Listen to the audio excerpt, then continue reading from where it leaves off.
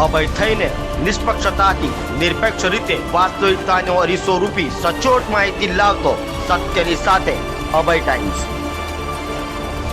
મેદર police દ્વારા હીરા બજારમાં વેપારીઓ સાથે થતી છેતરપિંડી અને ચીટિંગના બનાવો રોકવા જાગૃતિ અભિયાન હાથ ધરાયું હતું।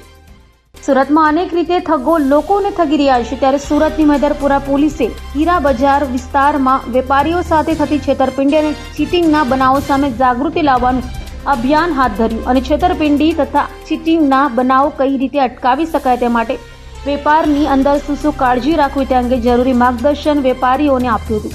તો મેદરપુરા પોલીસે લાઉડ સ્પીકર સાથે જાગૃતિ લાવવાનું કામ કરતા હજારો વેપારીઓ સ્થળે ભેગા થયા હતા।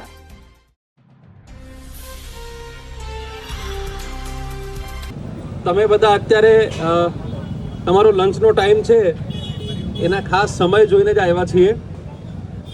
હું મેદરપુરાનો પોલીસ ઇન્સ્પેક્ટર છું। મારું નામ HM ચૌહાણ છે અને 2-3 માસથી હું અહીંયા ફરજ બજાવું છું। 2 માસથી મારો જે મેદરપુરા પોલીસ સ્ટેશનમાં હીરા બજારનો અનુભવ છે એ ઉપરથી હું તમને 1-2 નાની વાત કરવા માટે આવ્યો છું। જાહેરમાં કહું છું, આપ ચાહો તો આપના જે વોટ્સઅપ ગ્રુપ હોય એમાં મૂકી શકો, જેથી અન્ય સુધી પણ મારો મેસેજ પહોંચે। હાલ જે દુનિયાની પરિસ્થિતિ છે, આર્થિક પરિસ્થિતિ છે કે યુદ્ધના અમુક જગ્યાએ સંભાવનાઓ છે, પાડોશી દેશોમાં પણ પરિસ્થિતિ આમ તેમ છે, રશિયામાં યુક્રેનના વોરના કારણે તમારા રફના પ્રોબ્લેમ છે, ભાવ ઘટનો પ્રોબ્લેમ છે, એ ઘણા બધા પ્રશ્નો અત્યારે હીરા બજાર ફેસ કરી રહ્યું છે। તમને ઘણા બધા પ્રશ્નો છે, અમને પોલીસને પણ ખબર પડે છે। આની સાથે સાથે સૌથી મોટો પ્રશ્ન એ છે જે આપણે જાતે ઊભો કર્યો છે।